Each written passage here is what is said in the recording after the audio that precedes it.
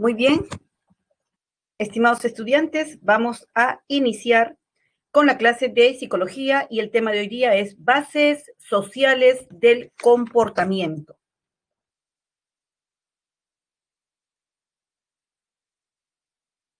Nosotros vamos a poder observar, por ejemplo, mediante los medios de comunicación, diferentes eventos sociales que se producen en cada momento, en cada transcurso del día. Por ejemplo, vemos de repente ciertas manifestaciones violentas, que existe un descontrol de parte de la conducta de algunas personas y nos preguntamos qué relación tiene esta conducta violenta con las personas, de las personas con la socialización. Y nos preguntamos si realmente estas conductas violentas han sido aprendidas por el medio, por la constelación en la cual se desarrolla, o han sido situaciones heredadas.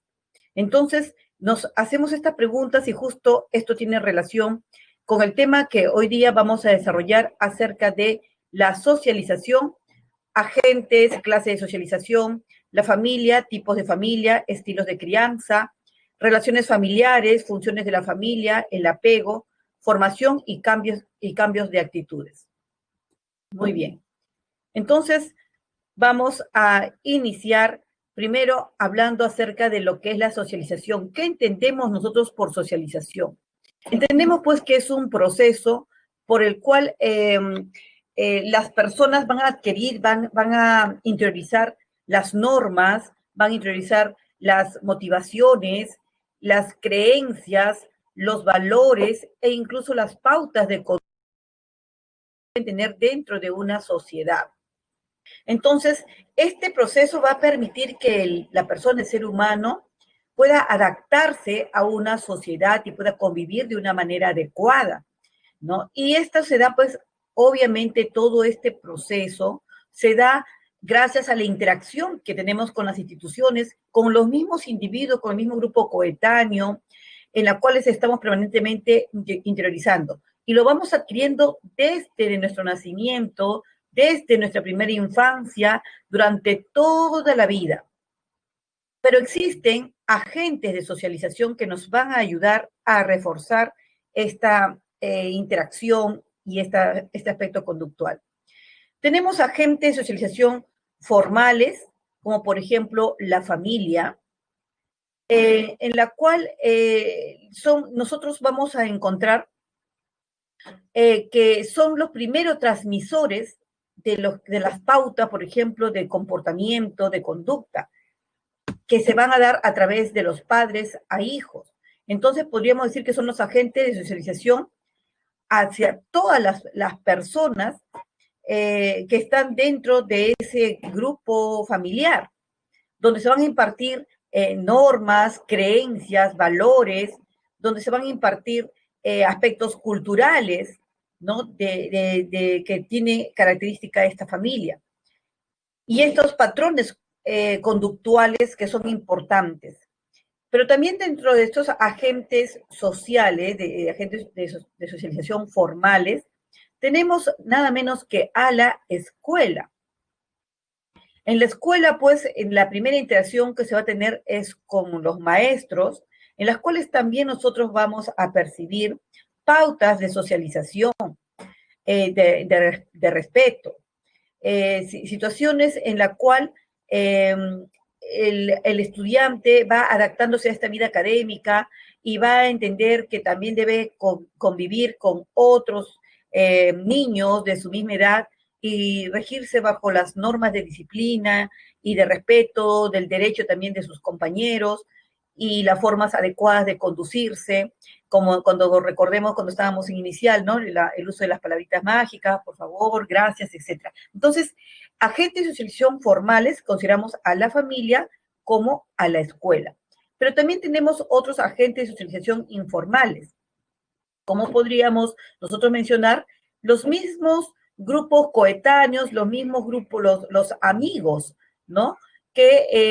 Con quienes interactuamos y aprendemos de ellos también. A veces adquirimos parte de su lenguaje, de su forma de pensar, etcétera, o nos transmiten también cuestiones culturales, cuando de repente puedan ser también de otras regiones, en fin.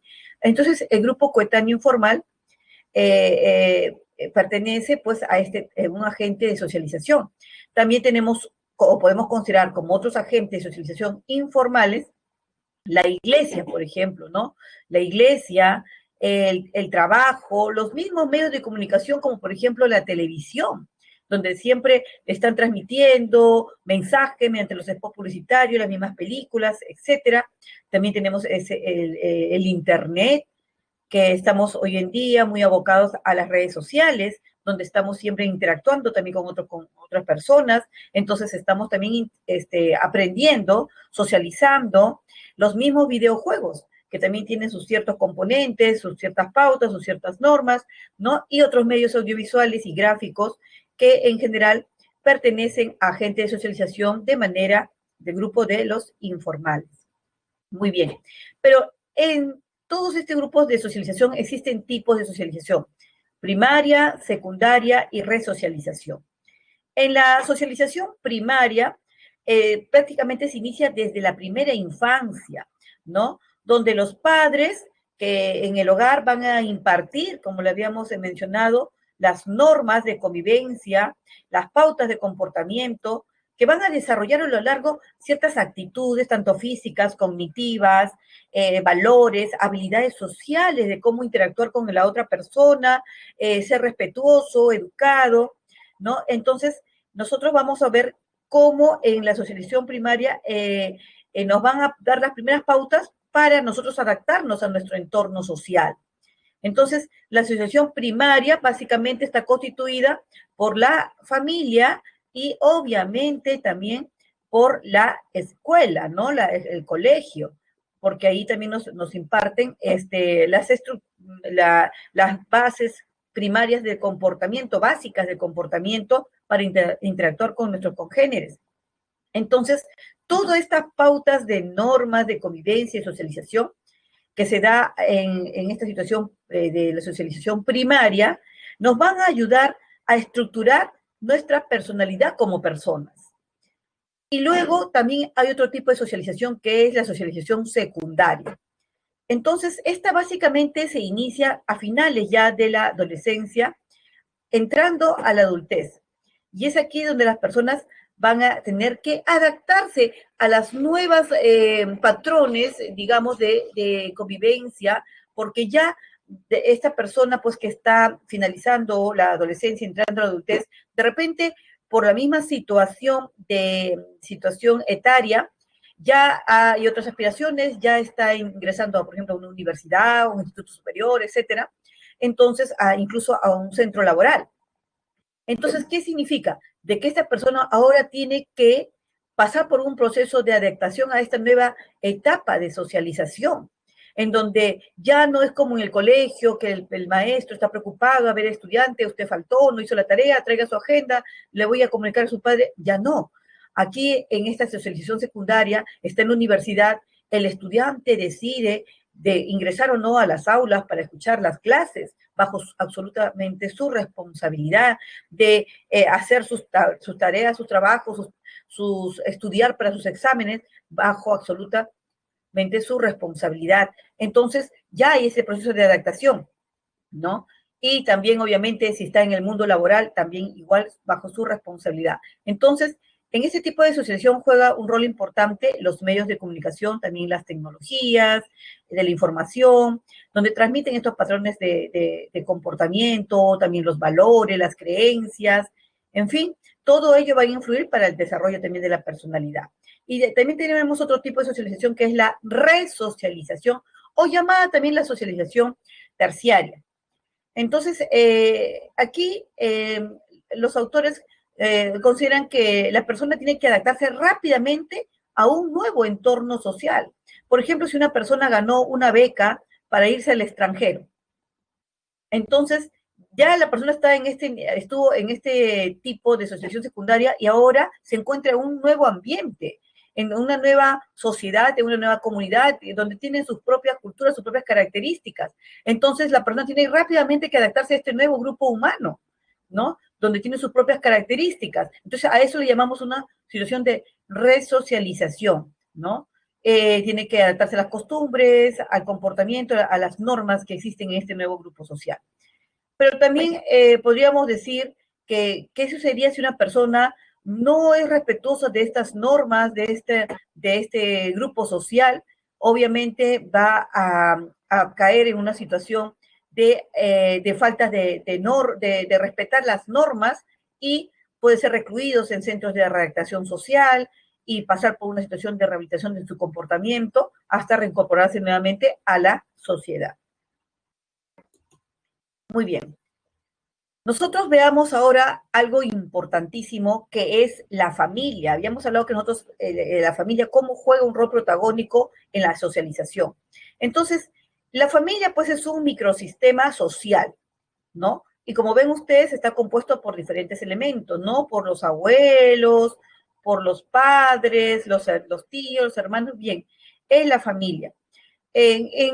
La familia se caracteriza porque existe una situación de interdependencia de unos con otros. Por ejemplo, si alguien ha tenido un éxito en la familia, todos están contentos, todos festejan. Si alguien ha tenido un fracaso, una situación de problemática, todos están apenados y todos tratan de ayudar y apoyar emocionalmente a ese miembro de la familia. Entonces hay una situación de interdependencia en la cual podríamos decir que lo que le pasa a uno le afecta también a todo el grupo familiar.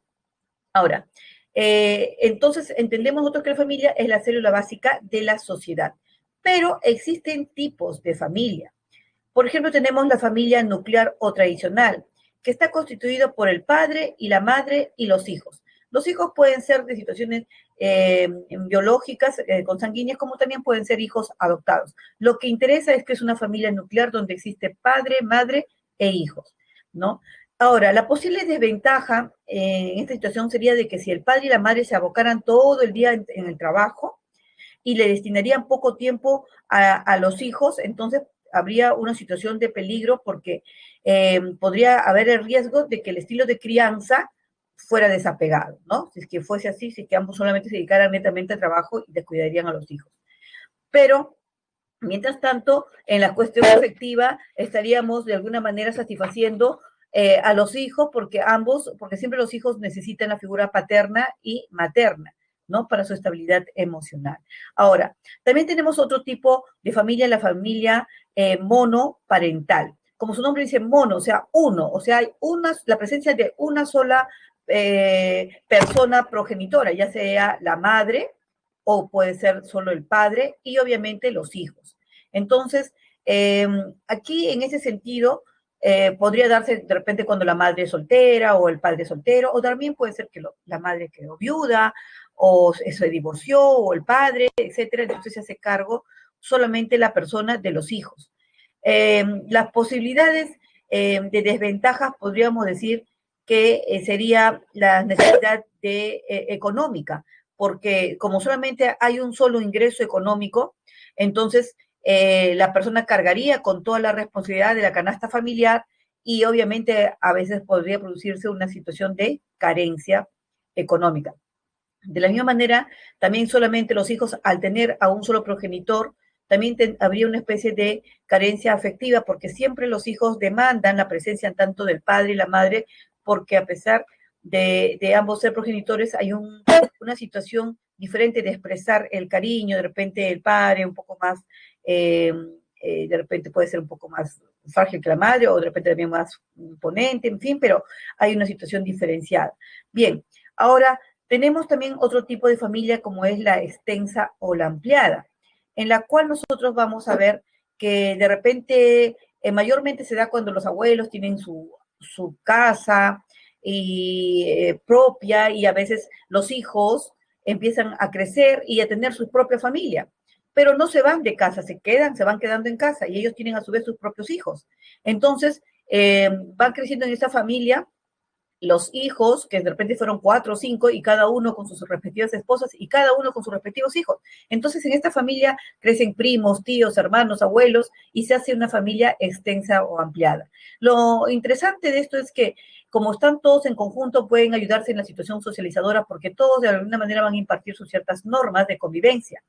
Y la otra parte es la situación afectiva, porque el niño siempre va a sentir lo que es el calor de amor del padre, de la madre, del abuelo, de los tíos, de los primos, etcétera. Ahora, la despeja en este tipo de familia sería la situación de la falta de privacidad, porque de repente hay una sola sala, un solo comedor o un solo escritorio, donde todos tienen que hacer uso y como hay diferentes etapas de edades en los niños, hay de repente ruido, no dejan estudiar a los hijos mayores, entonces se va a dar un hacinamiento familiar, donde va a haber una situación de falta de privacidad en algunos de los miembros e incluso a veces cuando los padres quieren corregir a los hijos, los abuelos intervienen, a veces más bien protegiendo, según ellos, a los hijos de ser castigados y esto va a crear una situación de interferencia en la línea de crianza de los hijos. Luego también tenemos otro tipo de familia que es la reconstituida, en la cual de repente la señora tuvo un pasado y en su pasado tuvo un hijo, ¿no? Con otra pareja. Y el señor también tuvo un pasado y en ese pasado también tuvo un hijo con otra pareja. Pero ahora ambos deciden llevar una vida en común y unirse para formar una nueva familia. A esto le llamamos nosotros una familia reconstituida, donde de repente puede haber el padre y la madrastra, ¿no? El hijo que puede ser fruto de ambos o los hijos fruto de ambos en diferentes relaciones, o la madre y el padrastro. Entonces, esta es la familia reconstituida. En cuanto a las ventajas, podríamos decir de que ahora los hijos, por ejemplo, si fuese el caso de esta niña que tiene su padre, que es su padre biológico, entonces ahora va a tener la oportunidad de tener la presencia de una señora que juega el rol de madre, ¿no? Quien es la madrastra. Entonces, vemos que de alguna manera va a suplir esa carencia afectiva teniendo ahora una nueva figura materna. Entonces, eso podría ser una de las desventajas y viceversa, de las ventajas, ¿no? Y en cuanto a la situación de ventaja, también podríamos decir que ahora la situación económica va a mejorar porque hay dos ingresos económicos de la pareja. En cuanto a la desventaja, podríamos decir que es la situación del proceso, digamos, de cohesión familiar, a veces demora, se hace muy lento o porque a veces dentro de la familia no todos los miembros aceptan esa relación y se hace un poco difícil. A veces pasan muchos años para que puedan aceptarse todos como parte de la familia, ¿no? Bien. En cuanto a los estilos de crianza, se refiere pues a la forma como los padres utilizan el afecto, cómo muestran el cariño, la aceptación a sus hijos. Hay diferentes índoles en la cual hay familias que muestran mucho cariño y de repente pocas capacidades de establecer normas de conducta en los hijos o al contrario. Veamos a cada una de ellas y que nos ayude a autoanalizar nosotros también qué estilo de crianza hemos tenido en casa. Por ejemplo, el estilo de crianza autoritario, donde existe mucho control de parte del padre, pero hay muy poco afecto.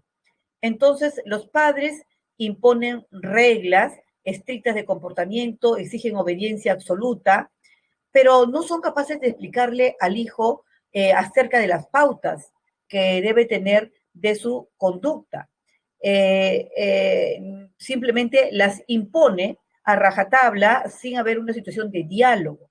Entonces, si es que el niño, el hijo, desobedece, es castigado. A veces el castigo llega al extremo de ser físico, también un castigo psicológico o moral. Entonces, este castigo conlleva incluso a una situación de supresión de afecto. Ya no se establece un vínculo afectivo con el niño. Y esto va a causar, pues, obviamente, mucho sufrimiento en los hijos, mucha ansiedad en ellos, que de tal manera va a repercutir incluso en lo que es su rendimiento intelectual, ¿no? Donde siempre va a tener un promedio debajo de lo que realmente podría haber logrado en una situación diferente, porque al ser tratado de manera inadecuada va a mostrarse en el niño una situación de baja autoestima, de baja autoeficacia porque se siente desvalido, ¿no? Y si llega a la adolescencia, pues incluso va a mantener ese baja autoestima y ese bajo nivel académico y va a mostrar una situación también de conformismo, ¿no? Por esta situación de estilo de crianza autoritaria. Pero también tenemos nosotros otro estilo de crianza, como por ejemplo el permisivo, donde básicamente los hijos no tienen unas normas y reglas establecidas y hacen todo a su libre albedrío. Y donde el padre o la familia o la madre, etcétera, permiten que los hijos tengan una libertad absoluta y eso hace a veces que exista una situación de descontrol, ¿no? Entonces, este descontrol, de alguna manera, va a hacer que los hijos crezcan sin una orientación de lo que es el respeto por los otros, sin una orientación de lo que es el autocontrol de su conducta, ¿no? Y lo peor es que cuando estos niños dejan de ser niños y ya pasan a ser adolescentes, a veces terminan enfrentándose a los padres y los padres por temor a no enfrentarse a ellos les permite que ellos lleven una conducta a su libre albedrío y no los controlan porque no los han hecho ni de niños, menos los van a hacer de adolescentes. Y esto desgraciadamente puede llevar a una situación de una inconducta. Por ejemplo, muchos de estos hijos de familias permisivas terminan en situaciones de drogas, en situaciones de usos indebidos, de alcohol, de alucinógenos, etcétera, en forma contraria a su bienestar, a su salud, ¿no? Corren este riesgo. ¿Por qué? Porque al no haber una situación de normas, de reglas, de convivencia, estas personas también tienen una escasa habilidad social de relacionarse con los demás. No hay una situación de respeto, de límite, y tampoco van a tener un buen rendimiento académico porque como nunca ha habido una situación de exigencia, de control, de orientación, entonces crecen en una situación bastante desorientada. Luego tenemos otro tipo de familia que es el desapegado. En la familia desapegado es una situación bastante crítica porque el padre y la madre no se hacen responsables realmente de la crianza de la prole del hijo. Cada uno de ellos es como que si siguieran siendo solteros y sigan siendo su vida en forma independiente, sin preocuparles de la situación del bienestar del niño. Entonces, no hay una situación de hacerle respetar las normas, ni de control, ni tampoco hay una situación afectiva. O sea, hay la carencia de ambas cosas, de afecto y de control, de enseñarles las normas de convivencia que son básicas para la socialización. En otras palabras, hay una situación de desligarse emocionalmente de los hijos. Y muchas veces son los familiares, como por ejemplo los abuelos, los tíos, ¿no? Quienes se hacen responsables del niño al ver lo que está en un abandono moral, ¿no? Puesto que ambos pueden justificar que entre ellos no se llevan o que están ocupados o que tienen otras responsabilidades. Entonces nosotros vamos a observar que este estilo de crianza desapegado es realmente una situación muy, pero muy grave, sobre todo en los niños, ¿no? Porque ellos van a crecer formándose un autoconcepto negativo, donde ellos no van a tener ni siquiera la propia confianza en sí mismos porque nunca han tenido la seguridad de ninguno de los dos. Y obviamente va a ser un niño, va a ser un niño que no va a asumir responsabilidades y que va a empezar a mostrar una serie de inconductas o problemas conductuales, ¿no? Bien, luego también tenemos otro tipo de familia que es el democrático.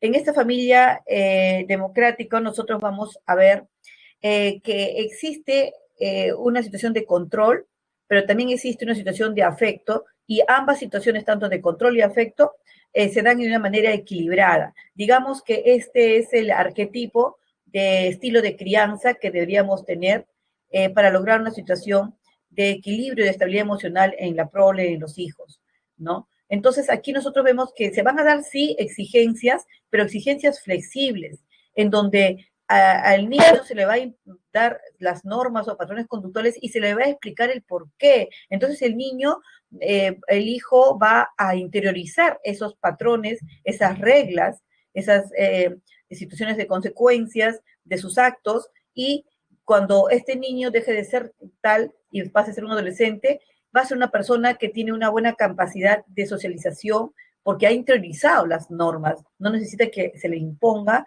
más porque ya las interiorizó desde la infancia. Entonces, aquí hay una situación, una relación adecuada, puesto que los padres van a responder a las expectativas también de los hijos, hay una situación de diálogo, donde se reconocen, se respetan las normas, van a haber una situación de negociación, exponerse de alguna manera a ver, mira, yo hago este trabajo, pero de repente me puedes dar permiso para salir a jugar un rato con mis amigos. Entonces, bueno, si tú haces tus deberes, te apoyaré. Entonces, hay una situación de negociación entre padres e hijos de una manera adecuada, razonable, ¿no? Y de una situación de respeto. Entonces, esto también va a producir que el hijo, los hijos crezcan con un adecuado autoconcepto y, por supuesto, una buena autoestima. Funciones de la familia. La familia es realmente un eje importante para desarrollar funciones que van obviamente, a consolidar la relación del núcleo familiar. Por ejemplo, la familia va a establecer una situación, digamos, de afecto hacia sus hijos, una función de interacción permanente, educativa, de protección económica, reproductora, recreativa. Vamos a ver a cada uno de ellos para entenderlo mejor. Por ejemplo, la familia, una de las funciones básicas, obviamente, de la familia es la reproductora, en la cual se une la pareja justamente con la intención de la multiplicación de la especie humana, ¿no? De la supervivencia de los miembros de la familia, se van a incorporar nuevos miembros a la familia. Entonces, una función de la familia es la reproductora. Otra función de la familia es la afectiva, ¿no?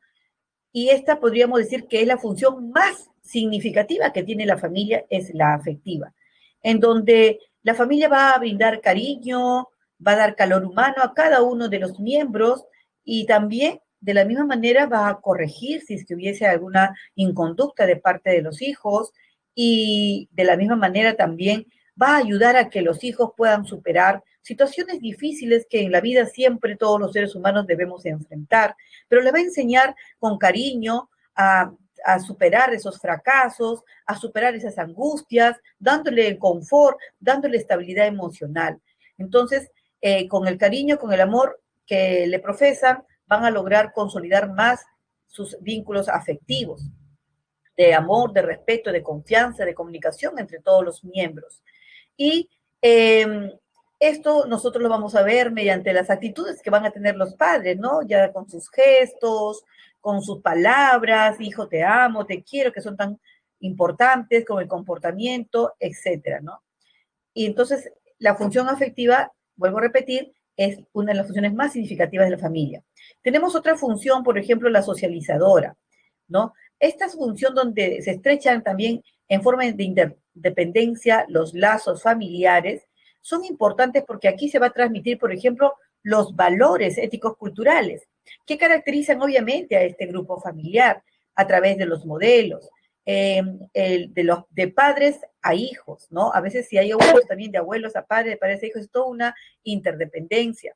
Entonces, aquí se va a dar pues las primeras experiencias de socialización donde se establecen las normas, patrones de conducta, de derechos, de respeto entre todos ellos, y el aspecto de este lazo, de esta función socializadora, es interesante y es importante porque va a hacer que la familia crezca con una situación de vida en armonía, y esto es de bienestar y de salud. Y así se van a evitar pues la presencia de los trastornos emocionales cuando más bien hay una situación disfuncional dentro de esta función socializadora. Luego tenemos nosotros la otra función, que es la de protección económica. Es muy importante porque los niños, los hijos de esta familia deben sentirse protegidos por los padres, no al revés. Entonces, los padres deben suplir las carencias tanto de la vivienda, tanto de la recreación, tanto de la salud, del vestido de los hijos y de la educación misma, ¿no? Entonces la protección económica da esa estabilidad también emocional, ¿no? Y es una función interesante, importante, indispensable en la función de la familia. Y también tenemos nosotros la función educativa. En la función educativa nosotros vemos que es esa transmisión de los conocimientos, de los hábitos, de las actitudes que los padres le van a inculcar a sus hijos en forma permanente. Por eso dicen, a ver cómo te comportas, así yo mirando tu comportamiento sé cómo te han educado tus padres, porque la educación es básica y nace de la familia. Entonces esa función educativa es indispensable para enseñarle a los hijos, pues, la situación de tener un ideal, de las pautas de conducta, ¿no? Y luego tenemos también nosotros la función recreativa, en la cual va a hacer que los padres, al salir con los hijos a un lugar diferente, que es la vivienda, la casa, el núcleo, donde el núcleo familiar siempre está, en esta función recreativa donde de alguna manera van a compartir juegos, su tiempo libre, ya sea corriendo, cantando, bailando en juegos de salón, campamentos, paseos, contar chistes incluso. Esta función recreativa hace que exista más fortaleza en los lazos entre todos los miembros o elementos de la familia y produce una integración y una estabilidad también emocional.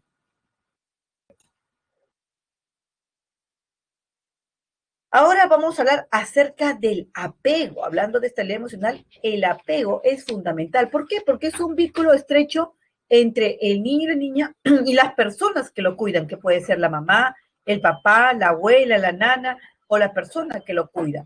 Es básico. ¿Por qué es importantísimo el apego? Porque es el punto crucial donde va a nacer una buena oportunidad para la socialización. Entonces, es la base del desarrollo social desde el apego, desde la primera infancia. Entonces, nosotros, ¿qué vamos a entender por apego? Es accesible y sensible cuando los padres son accesibles a las demandas del niño, ¿no? Dándole seguridad, dándole alientos de valor, dándole, digamos, atendiendo a sus necesidades básicas, como por ejemplo el acicalarlo, el cambiarle los pañales, el darle amor, el darle abrazo, el alimentarlo. Entonces, y con cariño, con afecto, entonces el niño se siente protegido, protegido. Y eso le va a dar una situación de seguridad. Por eso podemos decir que existe un apego seguro, ¿no? Que es el apego donde el niño recibe digamos, la atención de la persona que lo cuida con amor, con cariño, con dedicación y siente ese afecto con ternura, básicamente ternura, ¿no? Entonces, ese apego seguro va a hacer que este niño crezca con una confianza básica, con una tendencia a la extroversión y menos miedo, ¿no? En cambio, en una situación de un apego inseguro, más bien el niño, donde el niño de repente, para ser atendido en sus necesidades básicas, es jaloneado, maltratado, o lo hacen de una manera inadecuada, como que cansados de atenderlo, ya ven para acá, ya toma tu leche, o te pego. Entonces eso hace que el niño crezca inseguro, ansioso, y esto va a llevar pues una tendencia a la introversión, a crearle ansiedad, incluso hasta conductas violentas, ¿no? Entonces el apego realmente es un punto básico para que se dé una buena socialización. Entonces, a medida pues que van creciendo, el niño madura, nosotros vamos a ver de cómo esto va a marcar en la socialización durante su infancia, su adolescencia y la adultez, ¿no? Entonces, vamos a ver. Ahora, recordemos que la socialización se desarrolla durante toda la etapa de nuestras vidas, ¿no? Muy bien. Entonces, aquí estamos viendo un ejemplito, ¿no? De que cómo siempre puede existir una situación de impronta o de apego, ¿no? Desde la, de, este, desde la base, desde la niñez, de la primera infancia, y vemos aquí algunos ejemplitos con algunos animalitos que es para recrearnos. Bien. ¿Y qué son las actitudes? ¿Qué entendemos por la actitud? La educación y la cultura forman y cambian las actitudes. Entonces, digamos que las actitudes o sea, son base importante dentro del proceso de socialización, ¿no? Porque el proceso de socialización es la que va a inculcar. ¿Qué nos inculca? Nos inculca los valores, nos va a inculcar las costumbres, las mismas pautas de comportamiento, etcétera, ¿no? Entonces, esto, digamos que es un punto crucial, básico, dentro de la socialización, porque la socialización nos va a permitir internalizar estas costumbres, ¿correcto? Bien, entonces podríamos decir nosotros que las actitudes es la disposición, ¿no? Que el individuo tiene a responder hacia un objeto o un evento, ¿correcto? De una manera, puede ser de manera favorable, como vemos acá aún más, como decir, me gusta, me atrae, acepto, como puede ser una actitud de una manera desfavorable, como puede ser, o sea, una situación negativa, como también neutra, ¿no? Que no sé, no opino. Muy bien, entonces esto nosotros podemos entender como las actitudes. ¿Y cómo pues se forman estas actitudes? Estas actitudes pueden formarse de una manera con la experiencia directa, con las normas de conducta socialmente establecidas, con la identificación con personas modelo de conducta o la membresía institucional. Entonces, nosotros vamos a ver, por ejemplo, cuando hablamos de las normas sociales, nosotros nos estamos refiriendo básicamente a lo que se nos ha interiorizado de lo aceptable en una sociedad donde existen reglas y donde tus derechos terminan cuando comienza el derecho de la otra persona, ¿no? La experiencia directa y la interacción que hay con cada uno de los individuos con quienes, comenzando desde la familia, el colegio, la escuela, la iglesia, etcétera, ¿no? Y la identificación con las personas del modelo de conducta. Seguimos patrones de conducta de lo que observamos y vemos también. Y la membresía institucional en la cual vamos desarrollándonos. Por ejemplo, tenemos componentes de las conductas. Tenemos el componente cognitivo. Entonces, en el componente cognitivo, nosotros vamos a entenderlo que está referido a las creencias, está referido a las opiniones. Entonces, nosotros vamos a ver en este sentido que es importante, ¿no? Este componente porque nos va a cambiar con la asimilación de la información, ¿no? Y la experiencia vital, nuestro pensamiento, nuestras creencias. Ahora, cuando nosotros hablamos de que está referido a las creencias y opiniones que sustentamos en la toma de la posición valorativa, debemos comprender que estamos hablando de una asimilación de información y que esta también puede ser justamente en función a la experiencia que tenemos y de ahí nosotros vamos a crear estereotipos. Y cuando nosotros hablamos de estereotipos, podemos decir que estamos hablando de un estereotipo que puede ser positivo o un estereotipo que puede ser negativo. Esto implica, básicamente, que entendamos que del aspecto cognitivo, o sea, de las creencias y opiniones, van a nacer los estereotipos. Este estereotipo dar la imagen o representación o creencia generalizada acerca de los atributos personales. Por ejemplo, podríamos decir, los brasileños son alegres.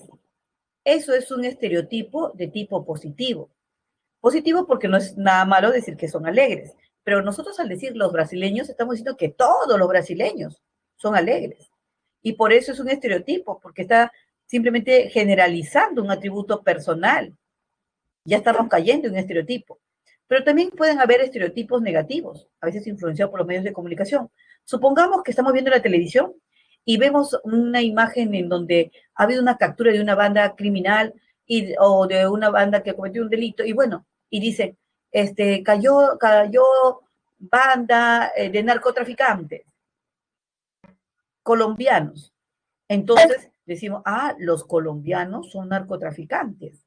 Entonces ahora estamos cayendo en un estereotipo negativo, porque estamos diciendo, al decir los colombianos, estamos generalizando atributos personales a un grupo de personas, porque el hecho de que haya una banda no significa que todos los colombianos sean narcotraficantes.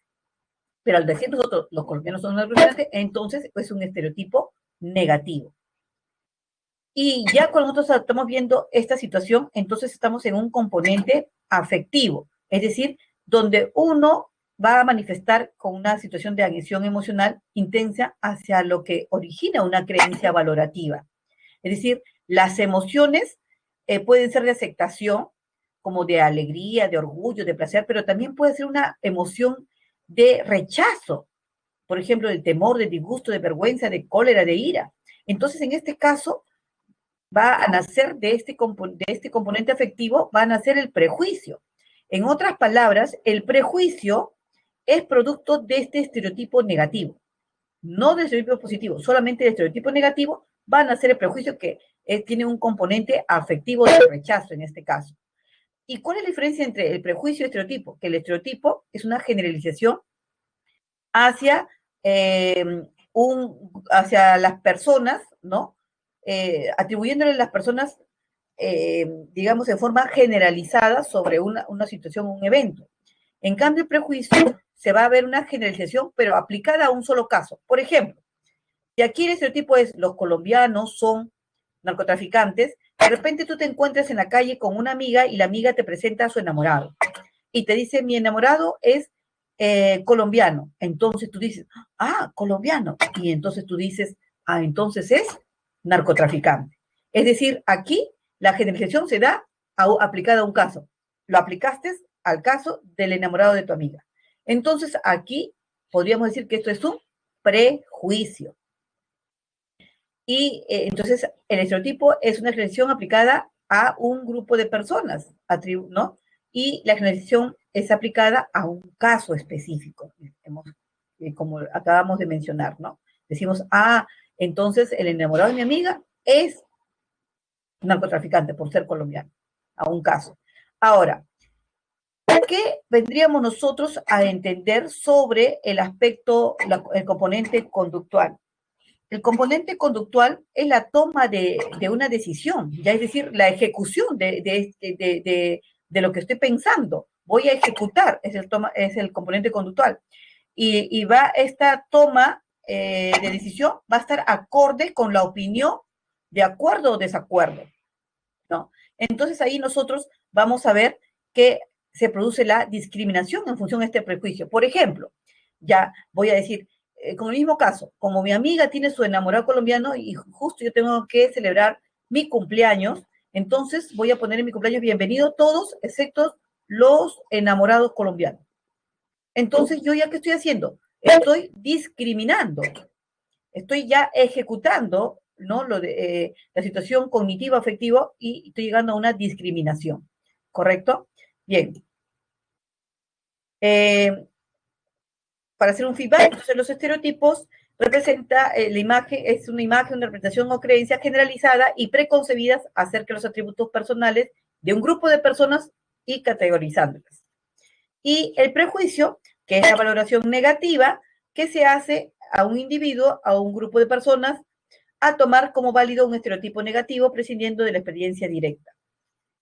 Y la discriminación, que se refiere al trato, a la acción excluyente hacia una persona a partir del prejuicio debido a su sexo, orientación sexual o estrato social o incluso procedencia geográfica y otros más.